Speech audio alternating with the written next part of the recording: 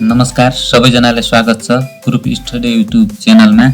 यस group study YouTube channel मार्फत आज पनि हामीले नेपालको सबैभन्दा धनी मान्छेहरू को छन् त 2081 मा नेपालमा कसको सम्पत्ति कति र कुन व्यक्ति कुन संस्थासँग आबद्ध छ भन्ने विषयमा आजको भिडियो छ। र आज ढिला नगरी म आजको भिडियोतर्फ लागे र आजको नम्बर 10औं धनी व्यक्ति हुनुहुन्छ राजेन्द्र कुमार खेतन। राजेन्द्र कुमार खेतनको कुल सम्पत्ति 62 मिलियन अमेरिकन डलर छ र खेतन चाहिँ आजभोलि खाने पेय पदार्थ खाद्य पदार्थ जस्ता उपभोग्य वस्तुहरू, बिमा, ब्याङ्किङ, वित्तीय सेवाहरू, दूरसञ्चार, सूचना प्रविधि, घर जग्गा र ऊर्जा जस्ता धेरै उद्योगहरूमा संलग्नताका कारण उहाँलाई एक सफल उद्योगपति मानिन्छ। यसका साथै उहाँ सम्मानजनक आदेशहरू प्राप्तकर्ता हुनुहुन्छ। उहाँ काठमाडौँ विश्वविद्यालय सिनेटका सदस्य, पोर्चुगलका सामनार कन्सुल्स र काठमाडौँमा Nepal British chamber of commerce and industry airlines फ्रान्सेसका अध्यक्ष हुनुहुन्छ। खेतनको पहिचान चाहिँ एफएनसिसिआईका उपाध्यक्ष र लक्ष्मी ब्याङ्कका अध्यक्ष लगायत उहाँको 12 अन्य व्यक्तिसँग समावेश छ र राजेन्द्र कुमार खेतनको सम्पत्ति 62 मिलियन अमेरिकन डलर भएर अहिले उहाँ नेपालको 10औं धनी व्यक्तिको रूपमा परिचित हुनुहुन्छ। यसैगरी हामीसँग अर्का व्यक्ति हुनुहुन्छ बालाराम चैनर।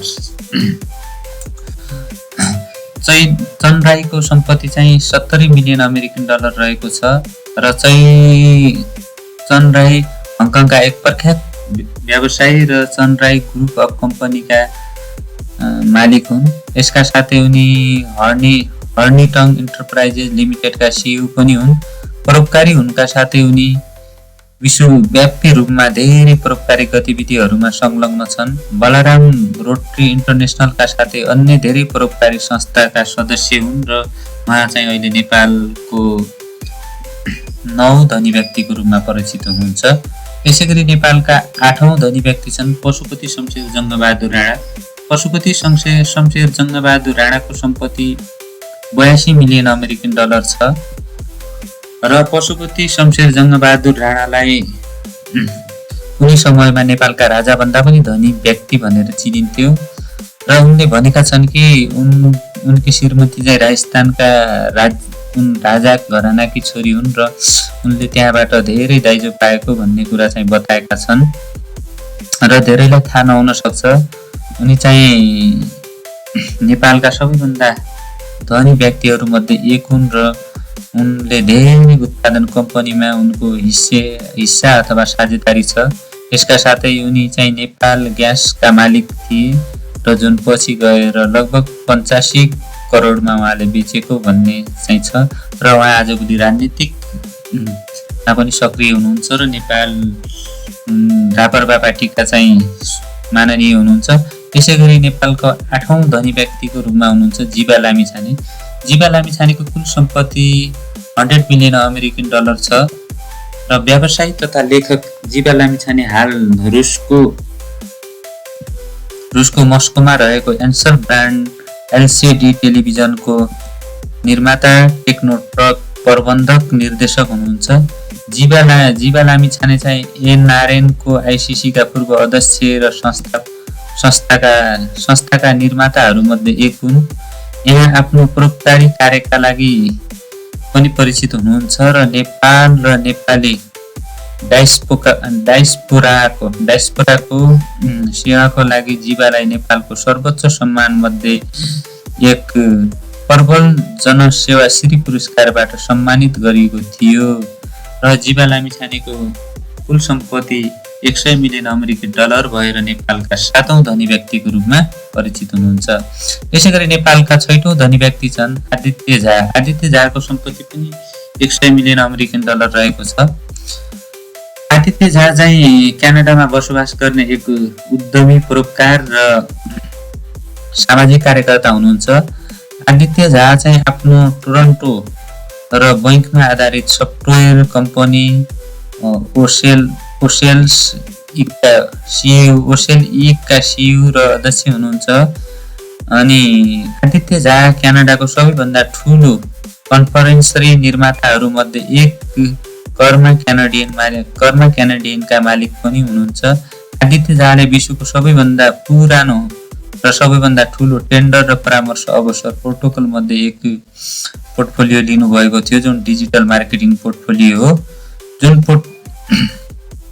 जुन पोर्टफोलियो विस्तार गरेका छन् र नेपाल भारतमा उनी धेरै अन्य कर र परोपकारी गतिविधिहरूमा संलग्न छन् र उहाँ चाहिँ अहिले नेपालको 6औं नम्बरको धनी व्यक्ति हुनुहुन्छ।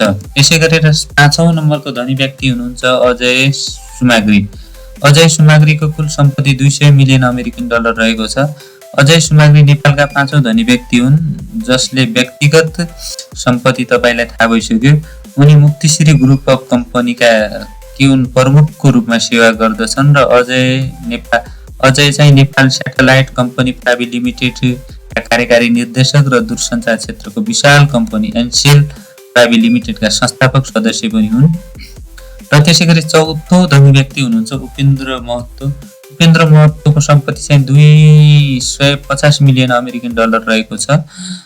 उपेन्द्र महतो चाहिँ गैर आवासी नेपाली बासिन्दा, अन्तर्राष्ट्रिय समन्वय र परिषद ICC का पूर्व अध्यक्ष।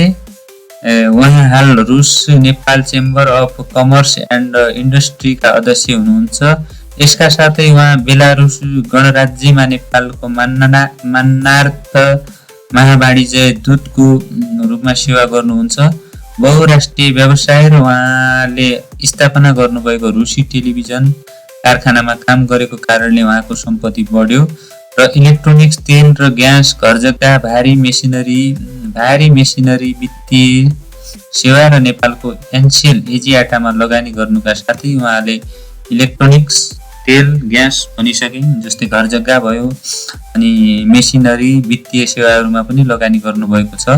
त्यसै गरी नेपालको तेस्रो धनी व्यक्ति हुनुहुन्छ जमुना गुरुङ। जमुना गुरुङको सम्पत्ति 260 मिलियन अमेरिकन डलर रहेको छ र जमुना गुरुङ नेपालका सबैभन्दा धनी व्यक्तिहरूमा महिलाहरूमा पहिलो स्थानमा छिन् र उहाँको सम्पत्ति चाहिँ 26 करोड अमेरिकन डलर रहेको छ र उनी अस्ट्रेलियाको मेलबर्न इन्स्टिच्युट अफ टेक्नोलोजीका हालकी प्रबन्धक निर्देशक हुन्, जुन चाहिँ उनले आफ्नो दोस्रो नेपालको अरबपति शेष घलेसँग मिलेर स्थापना गरेकी थिइन्। उनी अस्ट्रेलियाकी 8औं धनी महिलाभित्र पनि चिनिन्छन् र नेपालको तेस्रो धनी व्यक्तिको रूपमा उहाँलाई चिन्न सकिन्छ। त्यसै गरी हामीसँग नेपालको दोस्रो धनी व्यक्ति हुनुहुन्छ शेष घले अथवा नेपालको दोस्रो बिलियनियर भनेर पनि उहाँलाई चिनिन्छ। शेष घलेको सम्पत्ति चाहिँ 1.18 बिलियन अमेरिकन डलर रहेको छ। यहाँ तपाईँ देख्न सक्नुहुन्छ। अनि जस्तै घलेको सम्पत्ति चाहिँ त्यही अस्ट्रेलियाको मेलबर्न इन्स्टिच्युट अफ टेक्नोलोजीको जुन उदयमानबाट चाहिँ आएको हो। घले गैर आवासी नेपाली सङ्घका पूर्व अध्यक्ष थिए र हाल अस्ट्रेलियाको मेलबर्न इन्स्टिच्युट अफ टेक्नोलोजीका CEO र सहसंस्थापक पनि हुन्। घले मुख्यतया नेपालमा 2015 सालको भूकम्पमा उहाँले धेरै भूकम्प पीडितहरूलाई सहयोग गर्नुभएको थियो, यसरी पनि उहाँ परिचित हुनुहुन्छ। उहाँ सेवाकर्मी पनि हुनुहुन्छ र उहाँले सन् 2015को भूकम्पमा धेरै सहयोग गर्नुभएको छ र शेष घले चाहिँ अहिले अस्ट्रेलियाका 78औं धनी व्यक्तिमा पनि धनी व्यक्ति हुनुहुन्छ र उहाँलाई अस्ट्रेलियाको 78औं धनी व्यक्ति र नेपालको दोस्रो बिलियनियर भनेर पनि चिनिन्छ। र त्यसैगरी नम्बर 1 मा हुनुहुन्छ विनोद चौधरी। विनोद चौधरीको कुल सम्पत्ति 1.8 बिलियन अमेरिकन डलर रहेको छ। तपाईले सबैलाई थाहा भएको कुरा हो। नेपाल जुन फोर्ब्सको अरबपति सूचीमा समावेश हुने नेपालको पहिलो व्यावसायिक हुन्, जसको कुल सम्पत्ति 1.8 अर्ब डलर छ। उनले काठमाडौँको कपर फ्लोरनाइट क्लबबाट फ्लोरनाइट क्लबबाट आफ्नो उद्यमशीलता करियर सुरुवात गरेका थिए। अहिले विनोदले नेपालको सबैभन्दा ठुलो कम्पनी चौधरी ग्रुपलाई के गर्छन्, नियन्त्रण सञ्चालन गर्दछन्। अहिले एक बहुराष्ट्रिय समूह चौधरी समूहले उपभोक्ता जस्तै उत्पादन, शिक्षा, आतिथ्य भनेको यो आतिथ्य अनि सेवा, वित्तीय अनि सेवा अनि जैविक प्रविधि, इलेक्ट्रोनिक्स, घरजग्गा र वैकल्पिक औषधि प्रदान गर्दछन्, जसले चाहिँ विनोद चौधरीले चाहिँ 19 वटा राष्ट्रहरूमा उहाँको चाहिँ 80 भन्दा बढी व्यवसायहरू व्यवस्थापन भइरहेको छ र स्थापना उहाँले सञ्चालन गरिराख्नु भएको छ। र आजको भिडियो कस्तो लाग्यो त्यस्तै प्रतिक्रिया लेखेर पठाउन चाहिँ नबिर्सनु होला।